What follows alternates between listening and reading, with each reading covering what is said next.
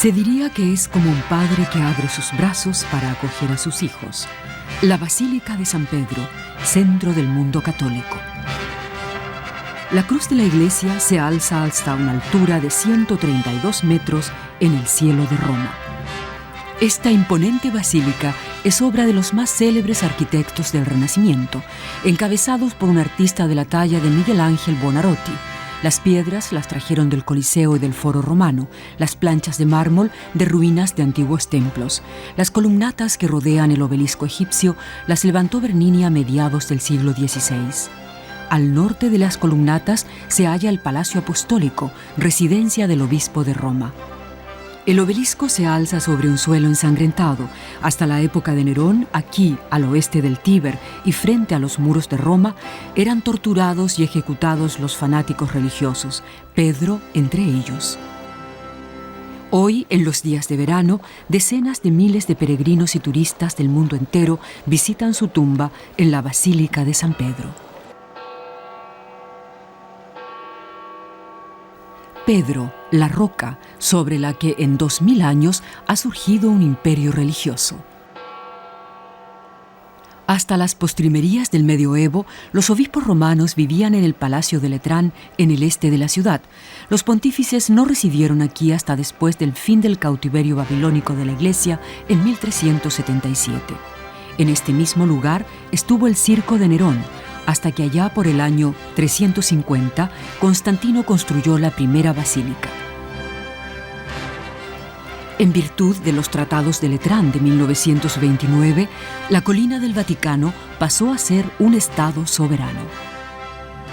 Y este mini-estado cuenta con un gran parque, los Jardines del Vaticano, al fondo de la Basílica de San Pedro. Desde la cúpula de la basílica se ven el Palacio del Consejo de Gobernadores, una estación ferroviaria y el edificio de Radio Vaticano. 96 estatuas de santos coronan las columnatas de Bernini. La majestuosa impresión que causaba en los peregrinos la vista de la basílica a su terminación hacia el año 1600 debe de haber sido la misma que experimentan los peregrinos de hoy al contemplar por primera vez este soberbio conjunto arquitectónico. El interior de la basílica es tan espacioso que el visitante se siente como perdido. A la estatua de San Pedro, obra del escultor Arnolfo di Cambio, se le atribuyen poderes milagrosos. Se supone que la tumba del santo se encuentra en una cripta subterránea.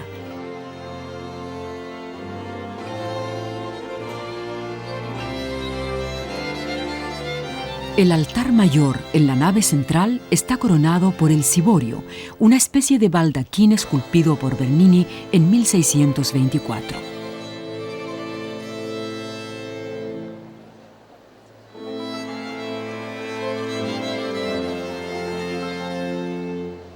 Las columnas del altar papal descansan sobre la tumba de San Pedro. Ante el altar se congregan los peregrinos en profundo recogimiento.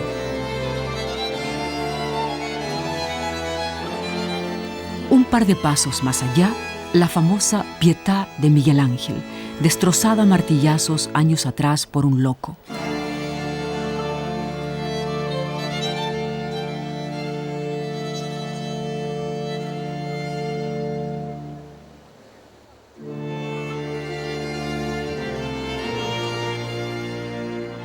Aquí, en la cripta, los arqueólogos no solo encontraron los cimientos de la primera iglesia, sino también letras griegas alusivas a Pedro y al lugar donde fue inhumado.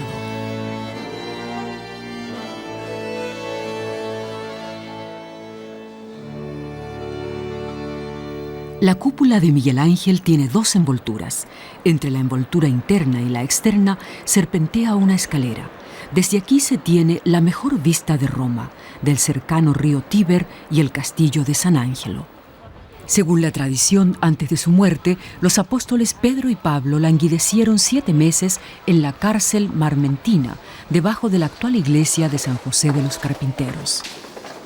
Según la leyenda, en este calabozo, Pedro cristianizó a 47 prisioneros e incluso a 2 carceleros. Tan pronto lo pusieron en libertad, huyó de Roma. pero en la vía Apia se tropezó con el Señor, que le preguntó en tono de reproche: «¿Quo vadis, Petrus?» ¿A dónde vas, Pedro? Regresó y fue crucificado. La cárcel marmentina era la prisión estatal de Roma. Muchos prisioneros famosos murieron aquí de hambre o fueron ejecutados, como el rey númida Jugurta o el rey galo Vercingetorix, capturado por Julio César y arrastrado hasta Roma. Sus nombres están inscritos en una tabla votiva. La cruel ejecución de los enemigos derrotados era uno de los ejercicios marciales en la antigua Roma. Santos a donde quiera que se mire. Estas esculturas barrocas de 6 metros de altura coronan el pórtico de la Basílica de San Juan de Letrán, la primera residencia papal construida por el emperador Constantino. El edificio fue varias veces devastado y reconstruido en 1734. Su interior debe de haber sido de una increíble fastuosidad ya en los tiempos del cristianismo primitivo. Pisos de mármol, dorados techos artesonados y un altar mayor igualmente dorado. Aquí celebraron los papas sus primeros sínodos y concilios. Hasta el año 1870 todos los papas eran investidos en esta basílica, y aún hoy el obispo de Roma viene hasta aquí el Jueves Santo para asistir al tradicional lavado de pies de los pobres. El puente más bello de Roma conduce al castillo de San Angelo. Durante siglos el camino hacia el Vaticano pasaba por este puente protegido por numerosos ángeles salidos del taller de Bernini. Ninguna otra construcción romana ha despertado tan vivamente la fantasía humana.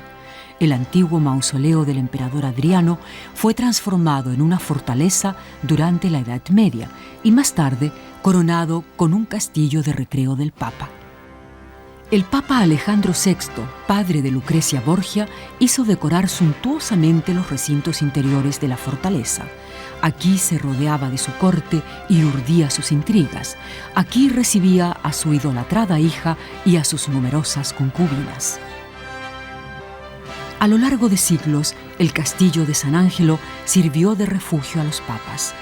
La fortaleza resistió los ataques de vándalos, sarracenos, normandos y finalmente de los lansquenetes de Carlos V durante el infamante saqueo de Roma. Pero desde hace 500 años, la Guardia Suiza se encarga de la custodia del obispo de Roma.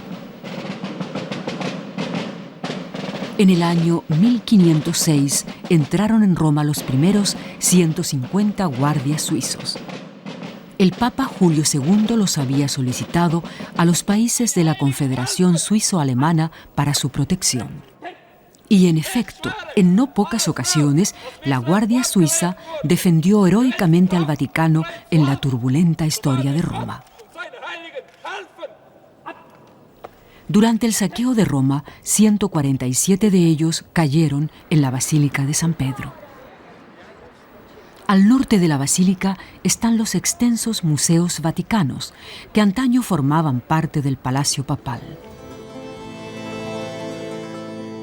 Julio II, un papa belicoso pero cosmopolita y amante del arte, reunió las primeras colecciones en 1506. Los tesoros más valiosos provienen de la antigüedad griega y romana. Las estatuas del pabellón octogonal son una de las joyas del arte occidental. El Apolo de Belvedere. El grupo Laoconte, creado por canteros griegos de Rodos, uno de varios personajes mitológicos.